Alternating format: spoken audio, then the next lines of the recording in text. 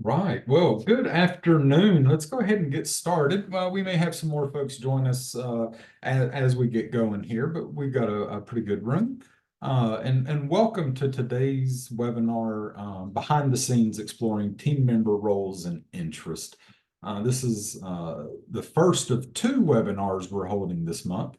As part of the Brownfield Redevelopment webinar series. This new series is made available by a partnership between the University of Kentucky's Community and Economic Development Initiative of Kentucky and the Kentucky State Brownfield Office. And we are so pleased to have a partnership with them that allow us to put on programs like this and work directly with some communities. Today's webinar really is all about teams, building teams and understanding both the roles that team members play and the interests that get them involved. Why do they even join the team? So we're going to sort of talk through that today and a couple housekeeping items.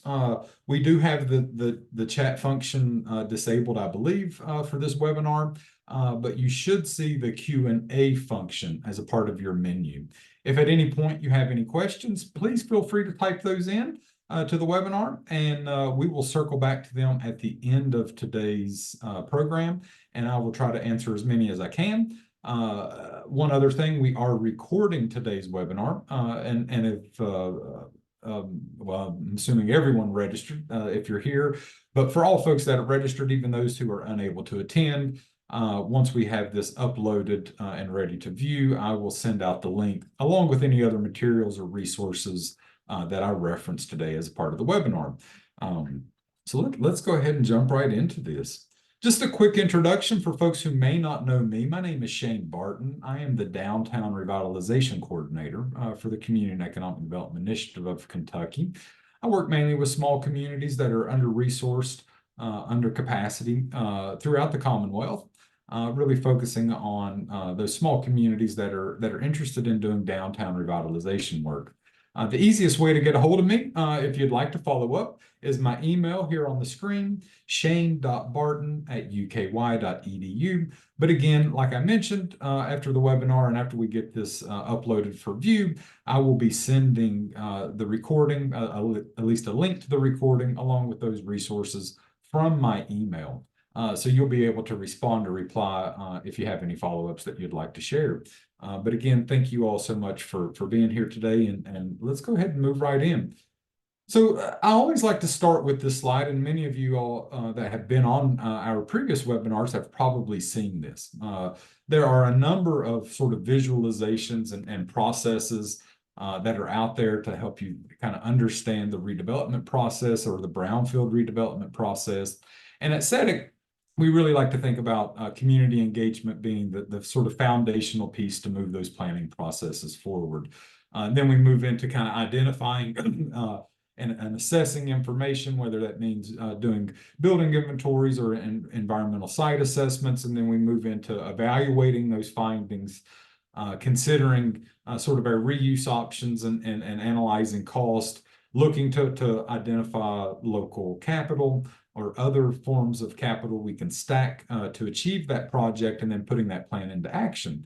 But you'll notice that it really does start with the team. When we think about community engagement, really it often starts with bringing together a diverse team to help move your effort forward. And we're going to talk a little bit more about that today, why that team is important, and kind of focus on some of the members of downtown teams that we have worked with over the past, and provide some insights around what got them involved and what roles they played on those teams. So again, it starts with the team.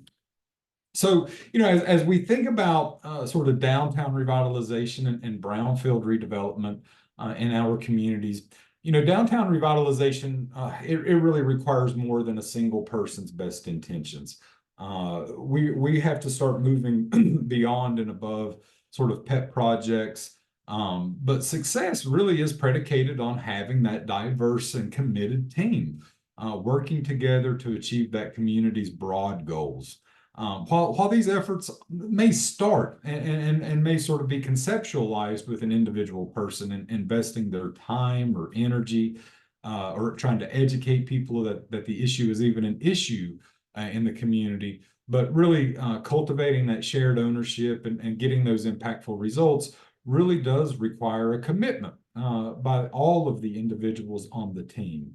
And again, we're gonna get into those team members here in just a couple slides. So what I'm going to be pulling from today, and you will have access to this, and I will share this with that email, is our Downtown Team series. This is a set of documents, a set of resources that we created to support individuals like yourselves who are working in communities who may have an interest in creating a team to address a particular development challenge. This series is completely based on the experience of CEDIK working in the Kentucky Promise Zone in Eastern Kentucky. And if you're unfamiliar with the Promise Zone, those are those 8 counties in southeastern Kentucky that have really been most impacted by the coal economy, or the declining coal economy. That was a federal designation. I believe it has since expired. But that organizational effort is still working diligently in the region through a lot of other efforts. But while these resources are really focused on that experience, I would like to suggest that they are useful to anyone who is thinking about creating a team focused in community development or downtown revitalization, brownfield redevelopment. You can access that at cedic.ca.uky.edu/downtown-series. And again, I will be sharing the link with you when I follow up after the webinar, once we get the recording ready. This is what it looks like. They're pretty simple. They're quick 2-page documents with a lot of information. In a lot of ways, they're going to be similar to the webinar today. I've pulled directly from these publications to help sort of share information today. But really, the 2 documents that I'm going to be pulling for provide a great introduction to our downtown team experience. And the second publication really goes into some detail around those member roles and interests. One thing I will suggest is that the information we share today really is great. It's a great communication tool. I often think about what motivates a person to get involved.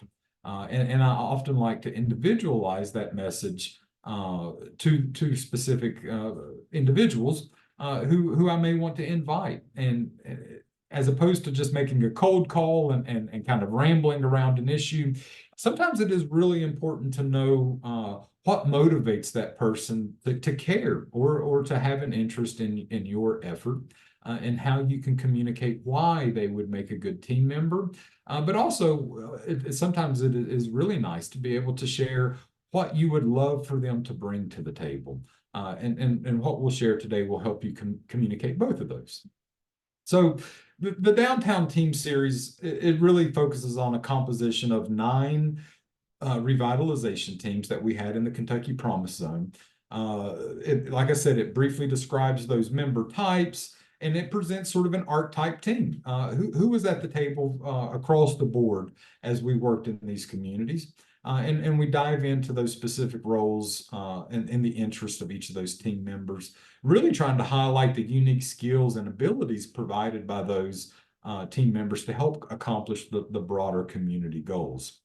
Now, the question that I will pose to you to think about here, and it's kind of a rhetorical question. There's no wrong answer, frankly, but is it more important for us to think about who is on our team or why they are on our team? As I've been doing this work, I tend to think more about why they are on the team as opposed to who they may be, because it's those motivations really that can help move those efforts forward and really bring that community and that team together. The team is representative of the community we're working in, and I just want to remind you to think about this question. You know, is it more important to think about who or why? So in terms of the basics here, I always like to say that a downtown revitalization team or downtown team is really similar to an environmental ecosystem or an investment portfolio. The more diverse, the better. And frankly, cultivating shared ownership and positive results requires a commitment and an understanding of those broad connections. It's one of the reasons that having a diverse team is really important, because you really want to connect your community's assets, those challenges, and the vision for the future. And the more voices and more representative voices you have at the table, often the better those conversations and outcomes are. So the varying perspectives of each of those diverse team members, it really results in a more diverse set of solutions that you can ultimately draw upon. And this diverse set of stakeholders, their ideas, and their effort, we see what I like to refer to as a collective intelligence. You know, all of those brains working together, all of those experiences sort of underpinning the experience of the community. And often we see a more robust plan with more diverse solutions as a part or as a result of these efforts. So again, a diverse team really creates sort of a diverse set of solutions to draw upon when addressing community challenges or leveraging community assets. Okay. But there's four main sort of four main pieces that we noticed or found really related to a downtown team's success. And that is that a diverse team that is committed, that those participants are committed to the process, that they're committed to the work above the individual ideas, that they're able to understand the perspectives of other people, and that they don't necessarily bulldoze the rest of the team with their own specific interests, but they're able to bring that in a way that is complementary to the other perspectives at the table. And that there is a deep understanding of the importance of these shared commitments. And lastly, that there's a sense of accountability. That there is something that you are accountable to, whether it be the team or specific activities or actions that the team has asked you to follow up on or to contribute to. So again, having that commitment and above all, a commitment to the work above those individual ideas, and understanding of those shared commitments and a sense of accountability are critical pieces to success of the teams that we have worked with. So this is really a snapshot, if you will, of what those teams look like. And if you're on a team, this may be similar to what you work with. So we're going to really jump into this and talk through many of these team members a little bit more specifically. But you can see at the core, what we often found was sort of local or municipal governments, a chamber of commerce or a Main Street Merchants Association, those business interests. We often found our local or regional tourism commissions at the table, and then a Main Street executive director or even a downtown manager. And then many times we had a variety of issues-focused nonprofits, and I'll talk a little bit more about that. But you can see on the periphery, there's a number of other team members that were often included, not on every team, but on many teams. Whether we're talking local extension or the farmers markets, the historical societies, community foundations, trail town committees, other economic development organizations. Sometimes we had other local colleges or universities, local banks, housing advocates, healthcare providers, and so on. So, you know, again, thinking about that diverse team of constituents who can bring those diverse perspectives to the table. And so let's jump right into this. So let's start with our local government. So every team that we worked with or were involved with had someone representing local government. For some, it was the mayor who was sort of personally championing the effort. And frankly, considering all of the sort of day-to-day tasks that many mayors have, sometimes what we really see value in is that mayor being sort of a spokesperson or the local champion, championing the idea, the project, or the team itself. Sometimes the municipalities were represented simply by the departments. For example, public works were often at the table because in our downtown revitalization work, oftentimes many of the implementation pieces involve the public works department, whether we're talking about sidewalks or pedestrian infrastructure, working on things, signage, lots and lots of times that sort of originated or came through or was implemented specifically by the public works. So having them on board, having that mayor as a champion was a big step for many of the teams that we've worked with. But there is a word of caution here. The high frequency, every team had the city represented. But essentially what I want to share here is that even though we have a high frequency of local government involvement, at least in the promise zone, you may sort of infer or think this suggests that these offices are the starting place to activate a great idea. But the reality is that many mayors in particular and other city officials, they have a lot of tasks and duties on their plate.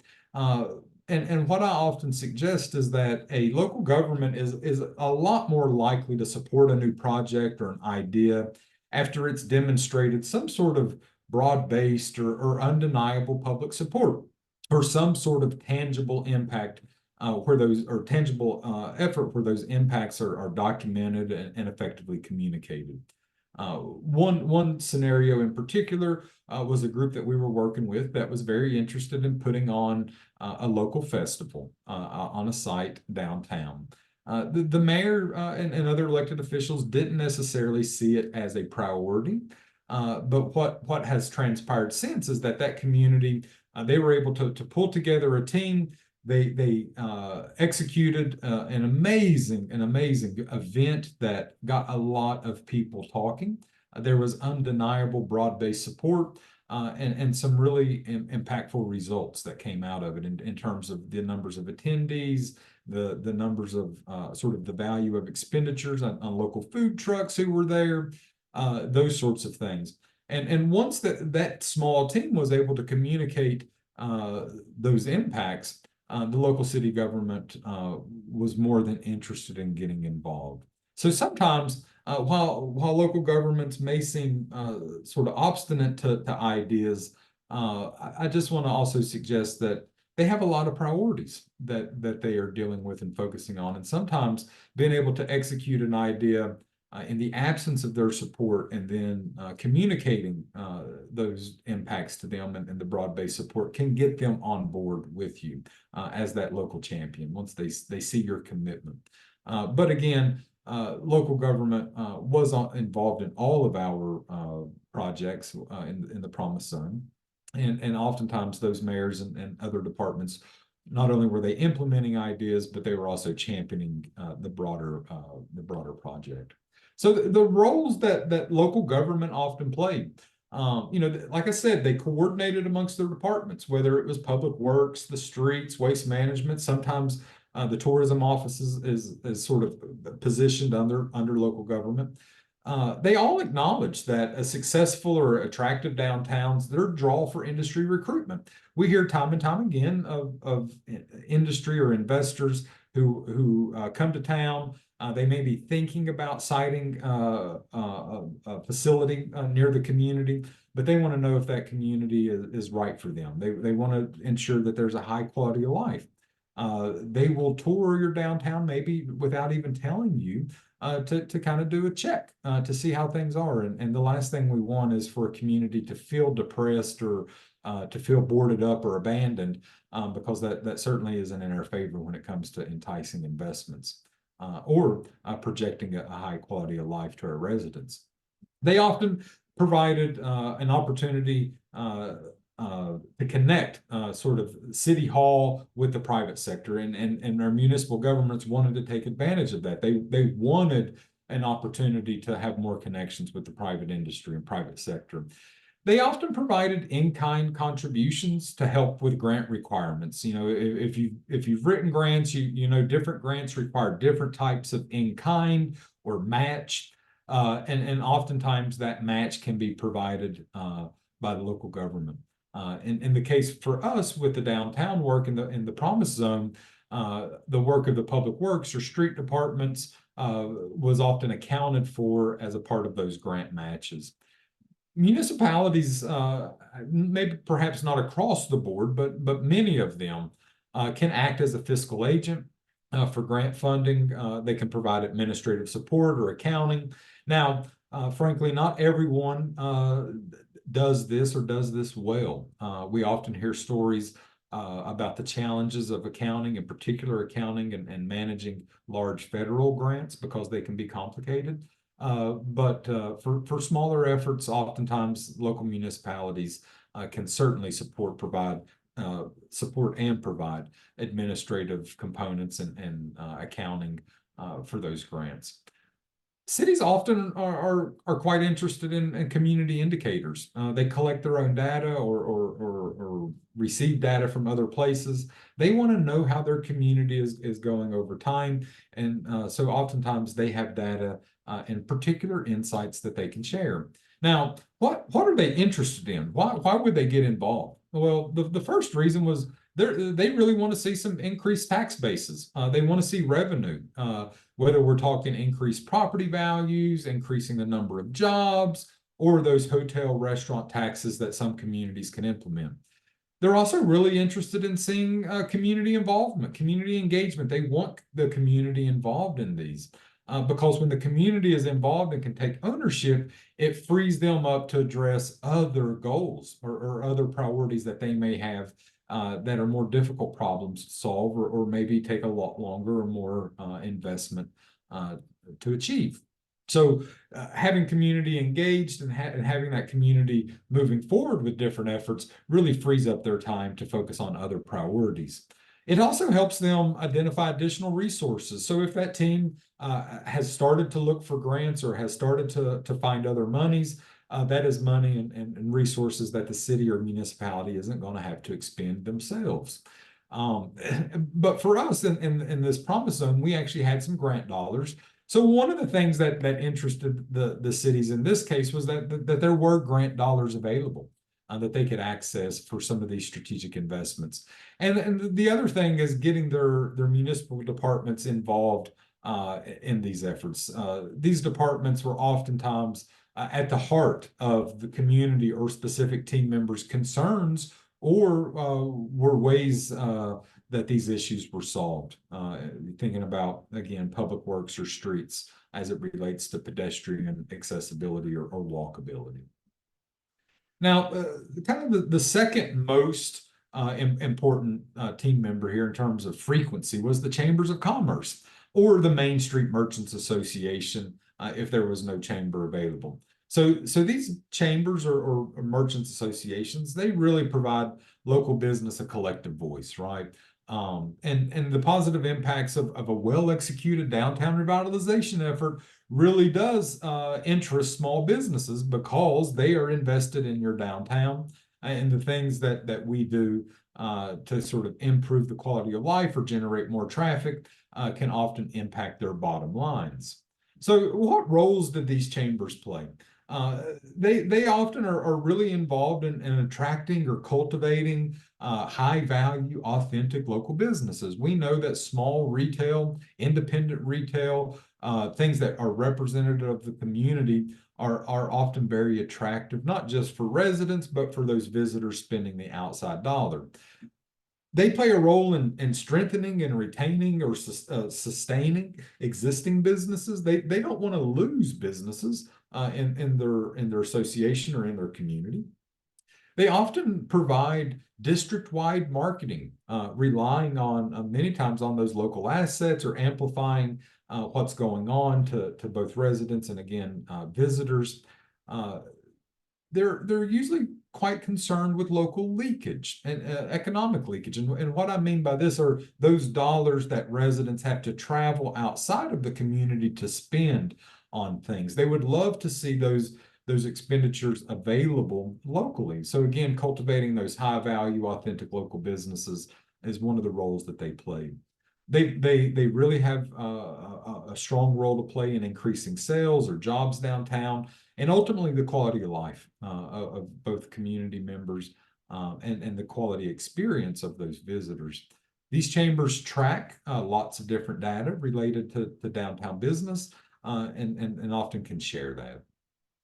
But what really got them involved? Why were they interested in this sort of work? They want to be a great ally in leveraging support for these innovative ideas and innovative businesses. They want to see increased occupancy rates and rent stability for their existing businesses because really the more diverse businesses that are operating, it really helps that community stay at an optimal condition in terms of quality of life, but also building condition. As you know, occupied buildings tend to be kept up a little bit more as opposed to those that are abandoned or underutilized. They really have an interest in improving the image of a downtown because they see that as a critical element in impacting a visitor's experience or that first impression of a potential visitor. They also want to see increased traffic and an ease of flow for automotive or pedestrian traffic because that increased traffic really increased potential customers. The more people traveling by your store, the more opportunity that is for a bypasser to become a customer. So again, they have a strong interest in all things sort of business and community downtown.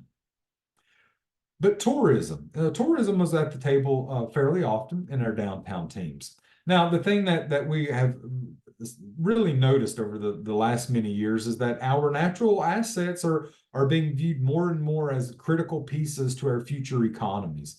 In particular, in Eastern Kentucky and Western Kentucky, where mining or other resource extraction is beginning to wane, those communities are looking for opportunities to generate more revenue. And tourism organizations are present and active in many communities. But the other thing to remember is that increasingly our downtowns are considered the gateways to those surrounding natural assets, and they really do connect to that broader visitor experience. Many times, if folks are visiting natural assets, they may need a place to go shopping. They may want a place to go get a nice dinner or something to drink or walk around in that urban environment to experience the history. And increasingly, those downtowns are places where all of that is happening, sort of at the entryways or gateways to natural assets. But what roles did tourism play in our downtown revitalization efforts? So tourism directors and their staff often have pretty good grant writing experience in our sort of our story here with this project. They're often engaged in efforts to promote creative placemaking. They're thinking about how can they make their community a destination and how can they improve that experience for their visitors. They really want to create and cultivate a positive visitor experience that provides more opportunities for folks to spend money locally. They're versed in data collection. They often have to report on various types of data, whether it's visitor numbers or return on impact of marketing related to tourism or spending by visitors. They have some financial skills as a part of that. And in some cases, if they are their own nonprofit, they can act as the fiscal agent to help administer or account for grant funds. And oftentimes, they're sort of tasked with curating and executing sort of an interconnected tourism experience. Many of our small communities don't have enough, frankly, going on to hold a visitor for a week. But we see many tourism organizations working together collaboratively over a region to create those interconnected experiences that could hold a visitor for longer than an overnight stay or two and extend that stay and extend those dollars spent. The other thing is that tourism organizations often have very strong working relationships with artists or musicians because they are experienced in coordinating public events, public festivals. So make sure to kind of lean on your local tourism organizations if that is something that you're also interested in your revitalization efforts. What really got them to the table is, they're interested lots of times in trail maintenance as a way to promote these natural assets. And we were able to connect some trails, quote unquote trails, in the urban development and sort of in a downtown, right on the sidewalks. History trails that connect to to sort of interconnected, more natural trails outside of those communities. They also had some technical skills around mapping. So sometimes they were really interested in creating those visuals for their potential visitors that also showed those interconnected sort of trail systems or opportunities. They want to build and build upon those broad-reaching partnerships and connections that they have, not just with other communities, but with other sort of assets, whether we're talking musicians, performers, other creatives, those sorts of folks or constituents that can really add a sense of vibrancy to that visitor experience. And they're often tasked, again, with regional promotion and being able to promote a really high quality downtown that provides a varied experience for visitors really was compelling to many of the tourism directors that we worked with. Now, let's talk a little bit about the downtown manager. This came in a couple different ways. I've broadly lumped them under the title manager.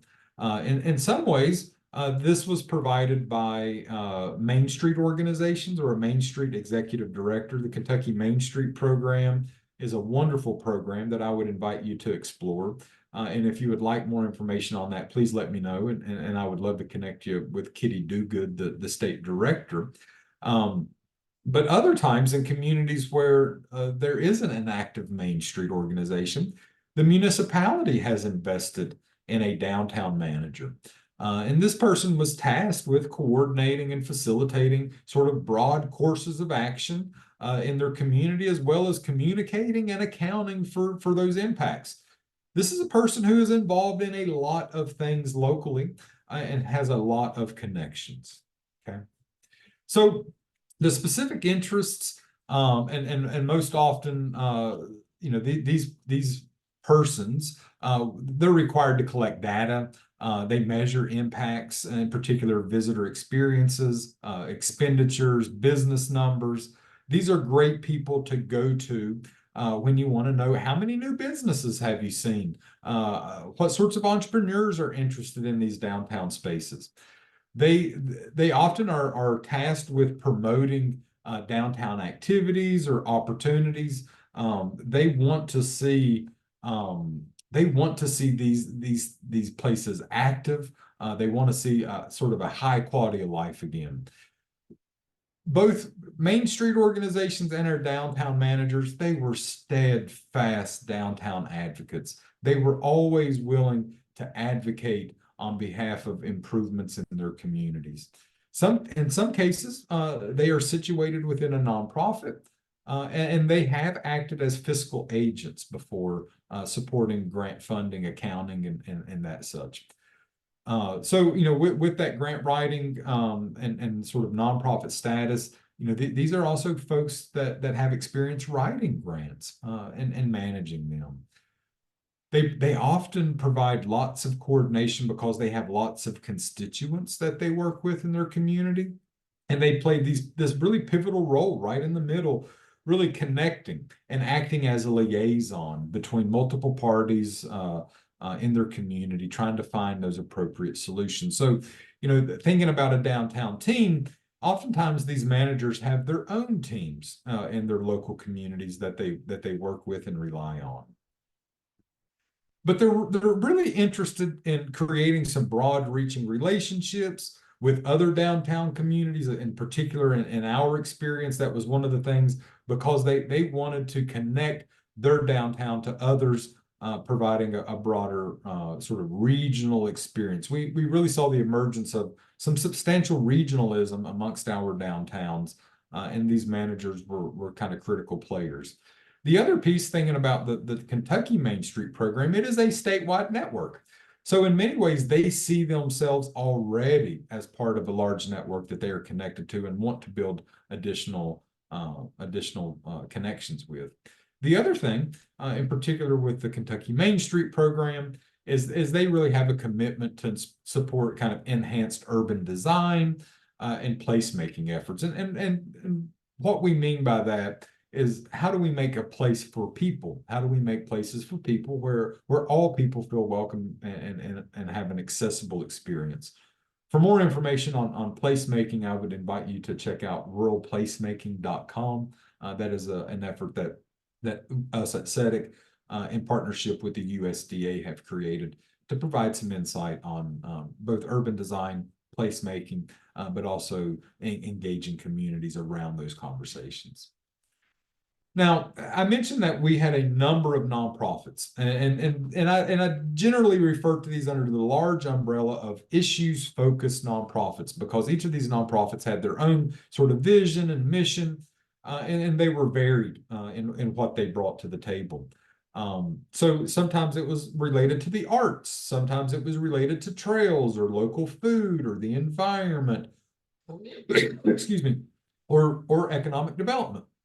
But the most prevalent type, nearly 1/3 of our downtown teams in the Promise Zone, they had a Trail Town Committee that had previously been organized to get certified as a trail town in the state. And if you're unfamiliar with Trail Town, I would recommend you to check out the state's website. I think it's their tourism website, where they share and talk about the Trail Town program and what it takes for a community to be a certified trail town. But these efforts really did bring communities together, and about 1/3 of our teams had representation from those trail town committees. Again, trail towns thinking about how do our trails sort of connect not just to our communities, to our people, but provide access and healthy lifestyles for our residents and our visitors.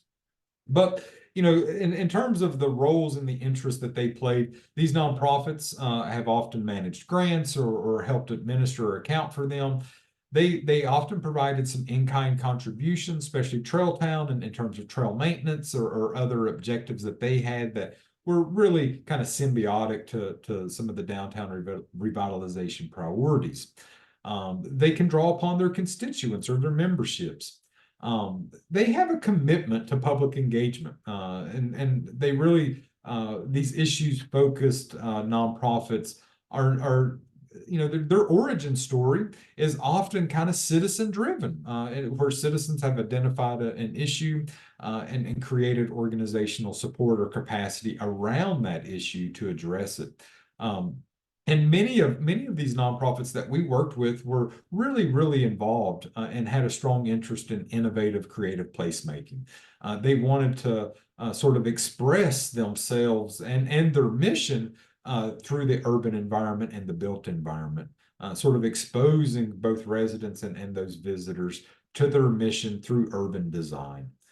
They're great partners across the board, the nonprofits. And again, there's a nonprofit for nearly every sector in your community. But one that I do want to share here that is often overlooked is your local extension office. So cooperative extension, it serves as a resource through the land grant mission at the University of Kentucky. It's a resource link between the land grant university and communities. But extension educators, they can often connect that university knowledge and resources to those local issues that you may be dealing with. One of the most visible community assets that's kind of highlights that connection with cooperative extension is often the farmers markets. So if your community has a farmers market, there's a good chance that your local extension agent is involved in that effort or was somehow supportive. And these farmers markets really do represent the intersection of ag producers, and business activity, while generating downtown traffic for not just their markets, but for other adjacent businesses. We work very often with Extension. In fact, I am based within the broader footprint of Extension serving the Commonwealth. But I just want to remind you that these are great partners to explore inviting to your team. They typically have a very strong understanding of the community and its systems. They have a connection to current information through the universities. They can access resources through the universities. And they're often involved in a number of community endeavors.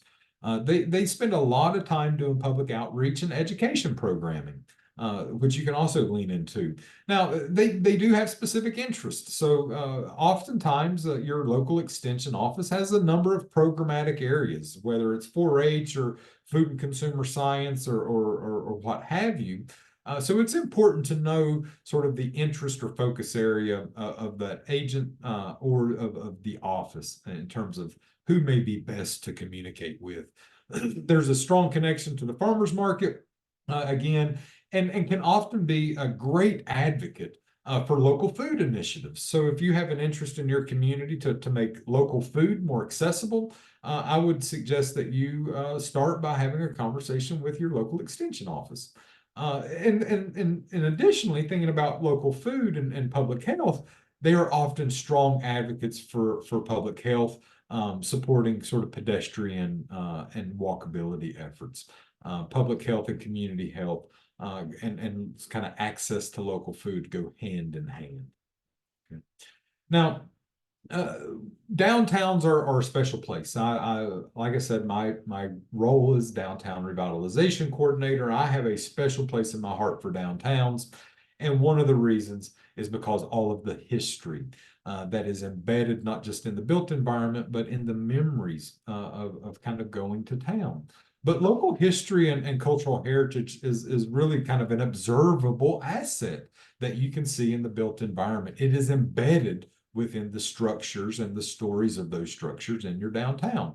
So as both sort of cultural and historical assets, find their way into that broader downtown visitor experience, especially if that downtown is in fact the gateway to those natural assets, so does the representation of historical societies on your downtown team. Right. About a third of our communities that we worked with in the Promise Zone included their local historical society or a cultural heritage organization as part of that team.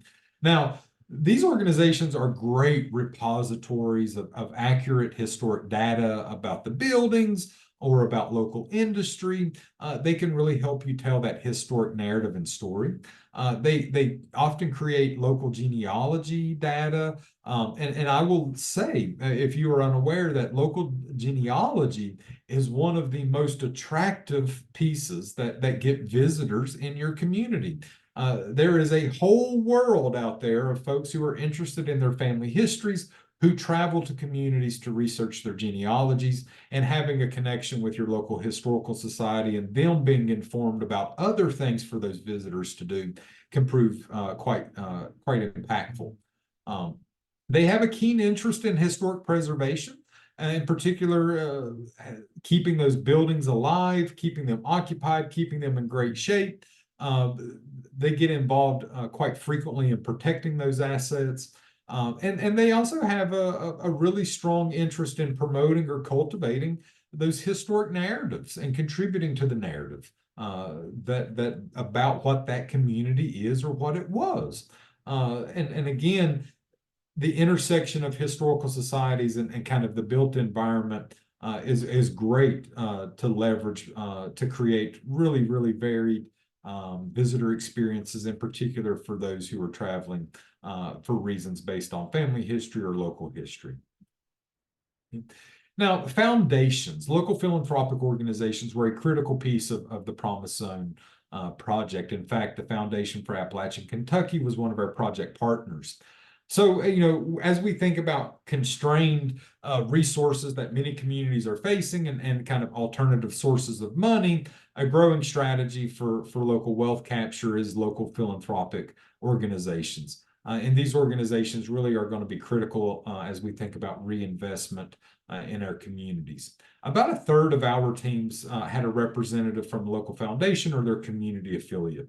Now, they can act as a fiscal sponsor or a pass-through organization for monies that are raised, right, like fundraisers or even grants. They're great resources for fundraising. So if you have to raise money, great resources to draw upon and insights to pull into your team. They often have monies that they can provide as in-kind or matching funds, along with other valuable technical assistance. Most foundations have a keen interest in improving the quality of life or building the capacity or creating permanent locally controlled funds, financial assets.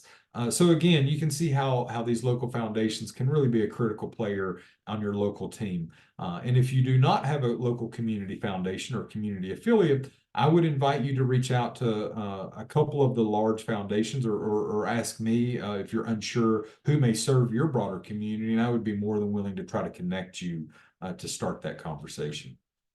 So, in review here, just a couple things. There were a couple other team members that kind of rounded out various teams. And again, these are very sort of reflective of local assets or local capacity. So many of our teams also included folks from the public library, another great resource to connect to, local economic development organizations, those local colleges or universities, both staff, students, and faculty. Senior citizen centers were often involved, or were involved in a few of our teams. Local banking. It's always great to have a banker on your team, kind of similar to those local foundations. And then lastly, sort of housing advocates or housing organizations and judicial services, thinking about sort of the intersection of substance use disorder and communities. It was oftentimes nice to have connections to folks sort of in the judicial system to help navigate some of those complicated terrains. Yeah. Just again, coming back to this image kind of as a snapshot, I will admit that this is not an exhaustive list. This simply is representative of our experience in the Promise Zone in Eastern Kentucky. Often at the core here again was the local municipality, the city, your local business interest, whether it be a chamber, Main Street, those visitor experience interest, local tourism or regional tourism commissions, sort of the downtown or Main Street association or a downtown manager, and then a variety of local issues, nonprofits, with sort of those peripheral organizations playing a role where they existed in the community. Okay. So, in review here, I would recommend and suggest that you explore the Downtown Team series to think a little bit about how do you individualize that message to those potential members. Because knowing sort of what interest would make them feel like this is an effort that's right for them could be critical in your communication, and also knowing what support, skills, knowledge, insights they can bring to the table is also really important as you think about your team's capacity to address those challenges and to leverage solutions that are representative of your diverse community. Now, I want to invite you to our next webinar. Again, I mentioned that this is the first of 2 webinars that we're holding in March. Our next webinar is called Building Bridges, Engaging Communities in Brownfield Redevelopment Assessments. And what we will be discussing at this upcoming webinar in 2 weeks, same day on a Wednesday at 1 p.m., but in 2 weeks on March 20th, is we're really going to be diving in and looking at different ways you can engage your community to have a shared experience, to collect some of that data, begin those assessments, and really sort of build and amplify not just the connections, but the conversations that you're having around brownfield and downtown redevelopment planning. You can see how sort of having that downtown team insight and thinking about how you engage your communities go hand in hand. You reserve a spot in this webinar, very similar to how you reserved a spot in this webinar on the website there at the side of the screen, or you can simply Google CEDIK, CEDIK, Brownfield webinar, and it should pull it up. But I will be sharing this link as part of the follow-up once this recording is available. So that has concluded our webinar today on team members and team roles, sort of creating that team. I hope you found it somewhat insightful and helpful as you think about moving forward or communicating with various community members or organizational representatives in your community as you start to build the team focused on your community's challenges. Here is my email address one last time. The easiest way to reach me is Shane, Shane, period, as in dot, Barton, B as in boy, Arton, so Shane.Barton at uky.edu. And I want to just sort of pause here for a moment. We've got a few minutes left, and just wanted to see if there's any questions or comments that you would like to share in that Q&A box. And I will hang around for just a few more moments to see if anyone has anything they'd like to share. And if not, we will conclude today's webinar, but I want to give you just a minute or two in case there's any questions out there.